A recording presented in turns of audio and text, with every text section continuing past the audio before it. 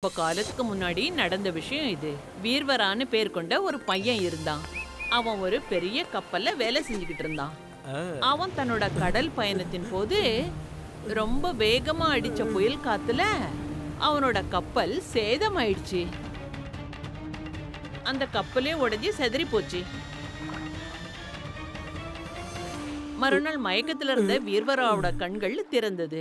அப்ப அவன் தெரியாத ஒரு தீவுல நின்னுகிட்டு இருந்தான். நான் இப்ப எங்க வந்திருக்கேன்? யாராவது இருக்கீங்களா? யாராவது இருக்கீங்களா? யாராவது இருக்கீங்களா? ரொம்ப தூரம் போனதுக்கு அப்புறமா வீர்வராவுக்கு கடைசியில ஒரு நகரம் தெரிஞ்சது. மக்கள் கிடைச்சிட்டாங்க.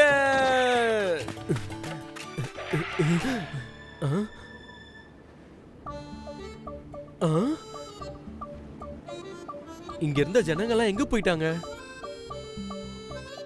யாருமே கண்ணுக்கு தெரியல.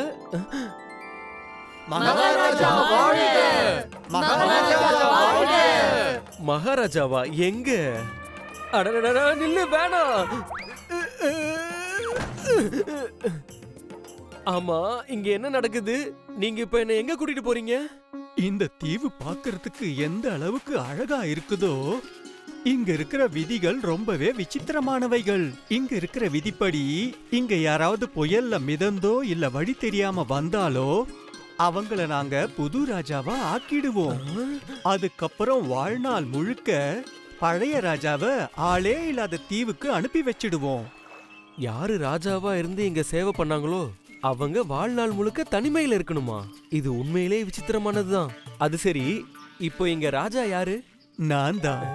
வீர்வராக்கு இப்பதான் விஷயமே புரிஞ்சுது. அந்த ஆள் ஏன் இவ்ளோ சோகமா இருந்தாருன்னு. ஏன்னா அவர் இப்ப ராஜா அரண்மனையை விட்டுட்டு ஆளே இல்லாத தீவுக்கு போக வேண்டிய முறை. வயசான அந்த மனுஷனுக்கு கவலை வந்துடுச்சு. அந்த தீவோட விதிமுறைப்படி அடுத்த நிமிஷமே வீர்வரா மகாராஜா வீர்வராவா மாறிட்டான். அவனோட புரிதலும் கருணை உள்ளம் கொண்ட காரணத்தினால மக்கள் அவன் மேல ரொம்ப அன்பா இருந்தாங்க.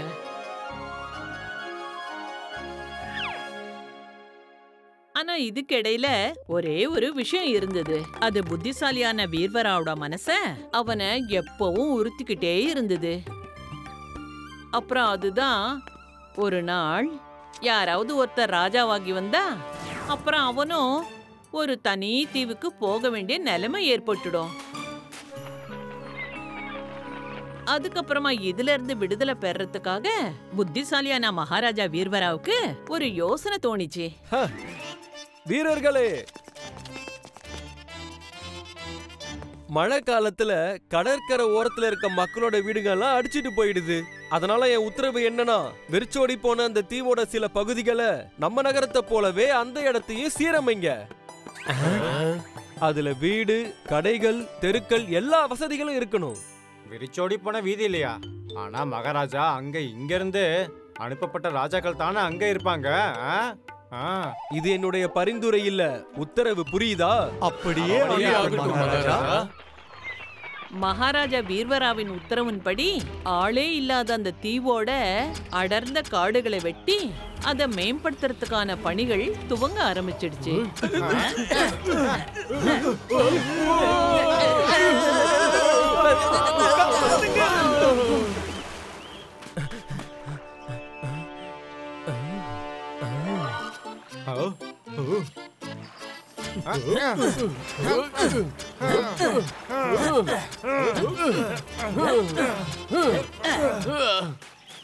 இப்ப அந்த வெறிச்சோடின தீவு வெறிச்சோடி போய் இல்ல. வெறிச்சோடின மாதிரி இல்லாததுனால யாராவது ஒரு புது ராஜா வந்ததுக்கு அப்புறம் கூட புத்திசாலியான வீர்வராவுக்கு அங்க போய் இருந்தா கூட எதை பத்தியும் அவர் கவலைப்பட மாட்டாரு. இந்த மாதிரி அவரோட திட்டம் வேலை செய்ய ஆரம்பிச்சிடுச்சு. அப்புறமா அவர் கவலையே இல்லாம ரொம்ப அறிவுபூர்வமா தன்னோட ராஜ்யத்தை நடத்திட்டு வந்தாரு. அப்ப ஒரு நாள் மகாராஜா மகாராஜா மகாராஜா, ரொம்ப தூரத்துல பெரிய கப்பல் முழுகி போச்சுன்னு தகவல் வந்திருக்கு. மன்னிச்சிடுங்க மகாராஜா, இந்த மாதிரி எப்பெல்லாம் நடக்குதோ அப்ப யாராவது மிதந்து இந்த இடத்துக்கு வந்துடுறாங்க. அதுக்கு அர்த்தம் என்னன்னா, இதுக்கு அர்த்தம் உங்களோட புது ராஜா வர போறாரு. ஆமாங்க மகாராஜா. அப்புறம் அதை விட ரொம்ப கஷ்டமான விஷயம் என்னன்னா, அந்த முழுகின கப்பல்ல நம்ம எதிரியோட கொடி இருந்தது. அவங்களுக்கு ரொம்ப நாளா நம்ம தீவை அடையணுங்கிற எண்ணம் இருந்தது. அப்புறம் நம்ம தீவோட விதிமுறைகள் படி அவங்களோட ஆட்கள் யாராவது இங்க வந்துட்டாங்கன்னா அவங்கள நாம இந்த தீவோட ராஜாவா ஆக்கி ஆகணும். இந்த செய்தியை கேட்ட உடனே தீவோட மக்கள் எல்லாம் யோசிக்க ஆரம்பிச்சுட்டாங்க. அப்புறம் ரொம்ப சோகமாவும் ஆயிட்டாங்க. அப்புறம் அவங்க எல்லாரும் மகாராஜா வீர்வரா மேல அதிகமான பாசம் வச்சிருந்தாங்க. அதே சமயம் பாசமும் நட்பும் வீர்வராக்கு அவங்க மேலயும் இருந்தது. அதனால வெளியாட்கள் யாராவது வந்து அவங்களுக்கு எந்த விதமான கஷ்டமும் கொடுக்க கூடாதுன்னு நினைச்சாரு. அதுக்காக அறிவுபூர்வமா ஒரு திட்டத்தை யோசிச்சாரு. நீங்க உங்க ராஜாவை மாத்தியே ஆகணும். விருப்பம் இருந்தாலும் இல்லனாலும் நாம ஏன் இப்படி பண்ணக்கூடாது? நீங்க யார விரும்புறீங்களோ அவங்கள ராஜாவா தேர்ந்தெடுங்க. இது எப்படி முடியும் மகாராஜா?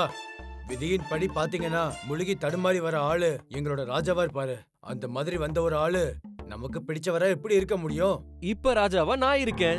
இப்ப ராஜாவால விதிமுறைகளை உருவாக்கவும் முடியும், அதை மாத்தவும் முடியும். அந்நியன் எல்லாருமே நல்லவனா இருக்க முடியாது. அப்புறம் தான் ராஜ்யத்தை ஒரு அந்நியன் இல்லனா எதிரி கையில கொடுக்கறது புத்திசாலித்தனம் கிடையாது. ஆனா இந்த விஷயத்துல நம்மளால என்ன பண்ண முடியும் மகாராஜா? செய்ய வேண்டியது நீங்க இல்ல நான். இங்க இருக்கிற பிரஜைகளோட நன்மைக்காக நான் இங்க ஒரு விதிமுறையை கொண்டு வரேன். நீங்களே உங்களுக்குள்ள ஒரு ராஜாவை தேர்ந்தெடுங்க. ஆனா எங்க கூட இருக்கிற ராஜாவால பாரபட்சம் ஏற்படுற அபாயம் இருக்கு. அதனால நாங்க ராஜாவை வெளியே இருந்து தேர்ந்தெடுத்துட்டு இருந்தோம். இதுக்கும் என்கிட்ட ஒரு யோசனை இருக்கு. அப்படி அந்த ராஜா உங்க விருப்பங்களை பூர்த்தி செய்யலனா, அதுல பாரபட்சம் பார்த்தாருன்னா, ராஜ்யத்தோட முக்கியமான உறுப்பினர்கள் கிட்ட ராஜாவை உடனே விளக்குறதுக்கான அதிகாரமும் உண்டு.